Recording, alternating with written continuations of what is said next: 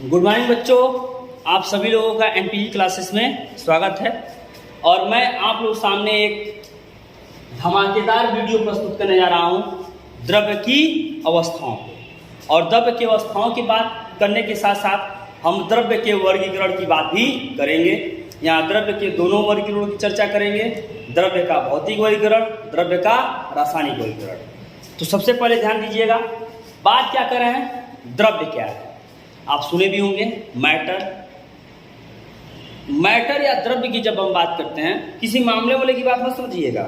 यहाँ मैटर हम द्रव्य की जो बात कर रहे हैं, पदार्थ की अवस्थाओं के आधार पर बात करते हैं। द्रव्य जो स्थान घेरते हैं, जिनमें भार होता है, जिन्हें हम महसूस कर सकते हैं, जिन्हें देखते भी हैं और नहीं भी देख सकते। जैसे गैसेस, सभी गैसों को हम देख नहीं सकते लेकिन महसूस कर सकते हैं। लेकिन सीधा सा मतलब है कि जिनमें स्थान घेरने की क्षमता हो, जिनमें भार हो, वो सब के सब द्रव्य कहलाते हैं। द्रव्य और पदार्थ का सबसे विशेष अंतर क्या है? पदार्थ एक शुद्धतम अवस्था होती है। पदार्थ एक शुद्धतम अवस्था होती है, जबकि द्रव्य को हम कोई शुद्धतम अवस्था कहें या न कहें, ये मैटर नहीं करता। लेकिन जब किसी पदार्थ की बात करते हैं, कभी कभी पूछा जाता है पदार्थ और द्रव्य में अंतर, तो सीधे सीधे समझिए कि पदार्थ द्रव्य की या पदार्थ स्वतः अपने आप में एक शुद्धतम अवस्था होती है, ठीक। जबकि द्रव्य में ये बातें नहीं आती। द्रव्य भिन्न भिन्न रूप में हो सकते हैं, मिश्रित हो सकते हैं, अशुद्ध हो सकते हैं, शुद्ध हो सकते हैं, कुछ भी हो सकते हैं। जब हम बात कर रहे हैं द्रव्य की, थोड़ा ध्यान दीजिएगा। द्रव्य यानी मैटर, और जो भी द्रव्य है वो किससे बने हैं? कणों से बने हैं। कण यानी पार्टिकल्स, कण यानी पार्टिकल्स। और इस शब्द का प्रयोग भारत के एक महान ऋषि थे, महर्षि कणाद। महर्षि कणाद ने कण शब्द का प्रयोग किया था। द्रव्य की जब बात करते हैं तो मैंने अभी बताया, जो स्थान घेरते हैं,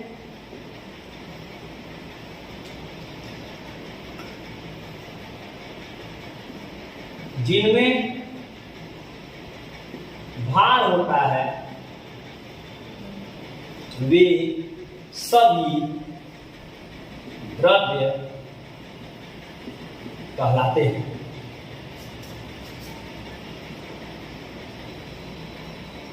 अब हम द्रव्य के वर्गीकरण की अगर बात करें तो द्रव्य का दो वर्गीकरण देते हैं। एक को कहा जाता है भौतिक वर्गीकरण, बोलते हैं फिजिकल क्लासिफिकेशन, और एक को कहते हैं रासायनिक वर्गीकरण, बोलते हैं केमिकल क्लासिफिकेशन। भौतिक वर्गीकरण की जब बात करते हैं, वो भौतिक दशाओं के आधार पर बात करते हैं, भौतिक रूप के आधार पर बात करते हैं। उनकी जो भौतिक दशा होगी, वो ठोस होंगे, द्रव होंगे, गैस होंगे, क्या होंगे, उस आधार पर बात करेंगे, उसे हम कहेंगे भौतिक वर्गीकरण। यही बोलते हैं क्लासिफिकेशन ऑफ मैटर को जब दो भागों में बांटा जाता है, क्लासिफिकेशन ऑफ मैटर। और जब क्लासिफिकेशन ऑफ मैटर की बात करते हैं, भौतिक वर्गीकरण को द्रव्य की तीन मुख्य अवस्थाएं होती हैं। द्रव्य की तीन मुख्य अवस्थाएं होती हैं, ठोस, द्रव और गैस। ठोस, द्रव और गैस। पदार्थ की एक चौथी अवस्था होती है, उसे बोलते हैं प्लाज्मा, और पांचवी अवस्था बोलते हैं जिसे बोलते हैं बीईसी, बोस-आइंस्टीन कंडीशन। थोड़ा ध्यान दीजिएगा। ठोस जिसको क्या बोलते हैं? सॉलिड। द्रव जिसे क्या बोलते हैं? लिक्विड। गैस, प्लाज्मा, ये द्रव्य की चौथी अवस्था होती है। पूछा जाता है, ये कंपटीशन में भी बने हुए क्वेश्चन है, पदार्थ या द्रव्य की जो चौथी अवस्था होती है उसे क्या कहते हैं? प्लाज्मा। बोस-आइंस्टीन कंडेंसेट, इसका नाम है बोस आइंस्टीन कंडेंसेट। इसकी खोज वैज्ञानिकों के नाम के ऊपर दिया गया इसका नाम। और बोस-आइंस्टीन कंडेंसेट ये बिल्कुल निम्न तापीय पदार्थ की एक विशेष अवस्था प्रयोगशाला में प्राप्त की गई, उसी को बोस-आइंस्टीन कंडेंसेट के नाम से जाना गया। ठोस, द्रव, गैस, इन तीनों की बात कर लें, सीधा सीधा बात कहा जाता है, दो चीजें कही जाती हैं, आकार और आयतन। ठोस का आकार और आयतन दोनों निश्चित होता है। ठोस का आकार और आयतन दोनों निश्चित होता है, जिसे बोलते हैं शेप एंड वॉल्यूम। द्रव का आयतन निश्चित होता है, आकार अनिश्चित होता है। और गैस द्रव्य की वह अवस्था है इसके दोनों अनिश्चित होते हैं, दोनों यानी आकार व आयतन अनिश्चित। प्लाज्मा द्रव्य की वह अवस्था है जो न ही ठोस है और न ही पूर्ण रूप से द्रव है। जैसे हम रक्त की बात कर लें, लेई की बात कर लें, ये सब के सब प्लाज्मा के अंतर्गत आते हैं। अब हम द्रव्य के सैंपल भी इसके रूप में एग्जाम्पल के रूप में ले सकते हैं। सीधा सा करना मतलब जो पूर्ण रूप से द्रव का भी कैरेक्टर न रखे, पूर्ण रूप से सॉलिड का भी न रखे, ठीक, वो दोनों के बीच की अवस्था को प्रदर्शित करता है। जिलेटिन लुलेटिन भी इसके अंतर्गत आ जाएंगे। ये आपका द्रव्य का वह रूप होगा जो न ही ठोस होगा न ही द्रव होगा, जिसे हम प्लाज्मा कहेंगे। अब रासायनिक वर्गीकरण की बात करते हैं तो रासायनिक वर्गीकरण में द्रव्य को दो भागों में पहले बांटते हैं। एक को बोलते हैं मिश्रण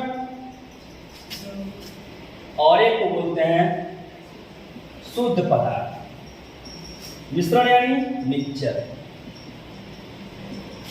शुद्ध पदार्थ यानी प्योर सब्सटेंस। मिश्रण यानी जब दो या दो से अधिक पदार्थों को, भिन्न भिन्न पदार्थों को जब हम मिलाते हैं उसे हम मिश्रण कहेंगे। भिन्न भिन्न पदार्थों को उसका निश्चित अनुपात हो, अनिश्चित अनुपात हो, कुछ भी हो, किसी भी रेशियो में मिलाएं, कैसे भी मिलाएं, अगर मिला रहे हैं भिन्न भिन्न पदार्थों को, वो सब के सब क्या कहलाएंगे? मिश्रण कहलाएंगे। लेकिन मिश्रण को वापस दो भागों में बांटा गया। एक को कहा गया होमोजीनस, एक को कहा गया समांगी मिश्रण, और एक को कहा गया हेट्रोजीनस।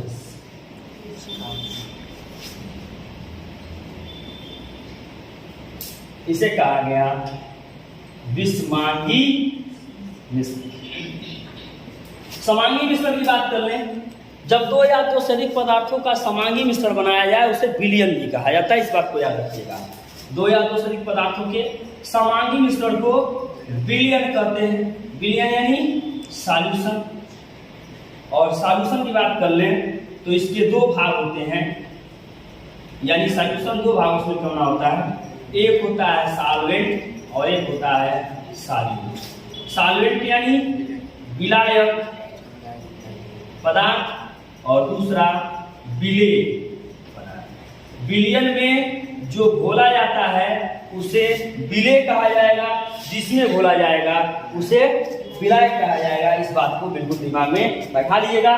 समांगी मिश्रण जब पदार्थों को निश्चित बराबर संतुलित अनुपात में मिलाया जाए, जो पदार्थ या जो भी चीजें अगर आपस में मिलाई जा रही हैं वो एक निश्चित और बेहतर ढंग से मिले हुए हों, निश्चित अनुपात में। जब वो दो या दो से अधिक पदार्थों को जब एक निश्चित अनुपात में और उनमें सभी घटक संपूर्ण रूप से बराबर बराबर हर जगह विद्यमान हो, मिले हों, उसे समांगी मिश्रण करेंगे। जैसे एग्जाम्पल के रूप में ले लीजिए, बड़ा बेहतरीन एग्जाम्पल, शरबत सबके घर में बनाया जाता होगा। चीनी प्लस जल। चीनी को जल में अगर हम घोल दें, यानी शुगर प्लस वाटर, ये विलयन का ही रूप समांगी मिश्रण कहलाएगा। लेकिन विषमांगी मिश्रण ये भिन्न भिन्न रूप होंगे जब निश्चित और समान अनुपात में नहीं मिलाए गए होंगे, जब उनके अनुपात निश्चित नहीं होंगे, बराबर ढंग से नहीं मिले होंगे, सही ढंग से नहीं मिले होंगे, और इनके भिन्न भिन्न रूप हो सकते हैं।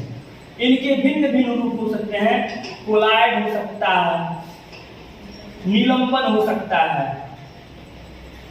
जिसे बोलते हैं सस्पेंशन, इसे बोलते हैं कोलाइड्स।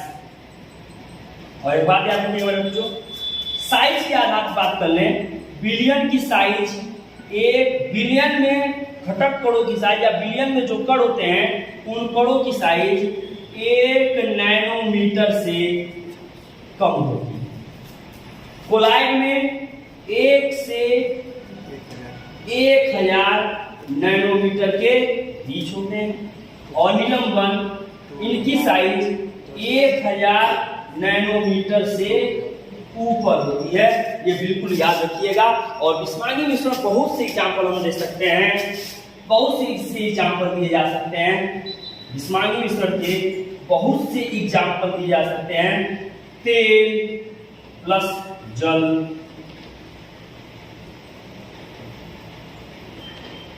नमक,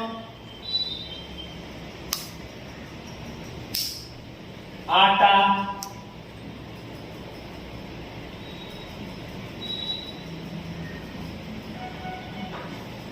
चीनी, इन सबको मिला लिया है। ये सारे मिलाने के बाद जो एक रूप जो प्रदर्शित करेंगे वो विषमांगी रूप होगा। एक सरल और निश्चित अनुपात और सही ढंग से एक दूसरे से नहीं मिलेंगे, इसीलिए इन्हें विषमांगी मिश्रण कहेंगे। और समांगी मिश्रण में, समांगी मिश्रण कहने का मतलब है the mixture in which the component completely or uniformly diffuse in all whole amount of the given solution। जब किसी विलयन में जो विलय के कण होंगे और सारे के सारे घटक कण एक निश्चित रूप से बराबर बराबर उसमें पूर्ण रूप से समान अनुपात में समान रूप से विद्यमान होंगे, वही रूप उसका विलयन होगा और उसे हम समांगी मिश्रण भी कहेंगे। अब शुद्ध पदार्थ की बात करें तो शुद्ध पदार्थ जो यानी वे पदार्थ जिनमें परमाणविक रूप या जो घटक कण होंगे एक निश्चित व संतुलित अनुपात में मिले होंगे, जिनमें किसी प्रकार की भिन्न भिन्न पदार्थों के मिश्रण का एक अनिश्चित संगठन देखने को नहीं मिलेगा, उसे हम शुद्ध पदार्थ कहेंगे। और शुद्ध पदार्थ को वापस दो भागों में बांटा गया, एक को कहा गया तत्व और एक को कहा गया यौगिक। तत्व जिसे फिर 3 भागों में बांटा गया, धातु, अधातु, उपधातु। धातु यानी मेटल, उपधातु यानी अधातु यानी नॉन मेटल, और उपधातु यानी मेटलॉइड। यौगिक, यौगिक को भी 2 भागों में बांटा गया, कार्बनिक यौगिक और अकार्बनिक यौगिक। ध्यान देना मेरे लाल, बिल्कुल विशेष रूप से इन पॉइंट पे ध्यान दीजिए। दिमाग को कंसंट्रेट करके और एकाग्र करके इन सारी बातों को दिमाग में बैठाइए, और जब इसे ध्यान देंगे तो आप सारी बातें आपको स्पष्ट होंगी। ध्यान दीजिएगा, मेरे नज़रों से आप बचेंगे नहीं, क्योंकि जो इधर देखते हैं उधर देखते हैं, हम देखने वालों की नज़र देखते हैं। यहाँ ध्यान दीजिए, ज़्यादा बेहतर होगा। ठीक, तत्व और यौगिक, धातु अधातु और उपधातु, कार्बनिक और कार्बनिक यौगिक, इसे सरल और जटिल यौगिक के रूप में भी जाना जाता है। मेरे बच्चों, इसमें जिन जिन तथ्यों की मैंने यहाँ पे बात की, जो वर्गीकरण के आधार पर मैंने एक्सप्लेनेशन दिया। पहले मैंने कहा कि भाई भौतिक वर्गीकरण होगा, भौतिक दशाओं की बात करते हैं, ठोस, द्रव, गैस, प्लाज्मा, बोसाइन, तीन कंडेंसेट। रासायनिक वर्गीकरण की बात किए, इसे 2 भागों में बांटे, एक मिश्रण और एक शुद्ध पदार्थ। मिश्रण को वापस समांगी और विषमांगी, जिसमें कोलाइडल, निलंबन, विषमांगी के अंतर्गत मैंने बताया। समांगी में जब समान रूप से मिले होंगे विलयन होगा। इन सारे तथ्यों के आधार पे इन सभी बिंदुओं का हम नेक्स्ट टॉपिक में और बेहतर ढंग से एक्सप्लेनेशन देंगे। आज के लिए इतना ही। Please subscribe the channel and comment.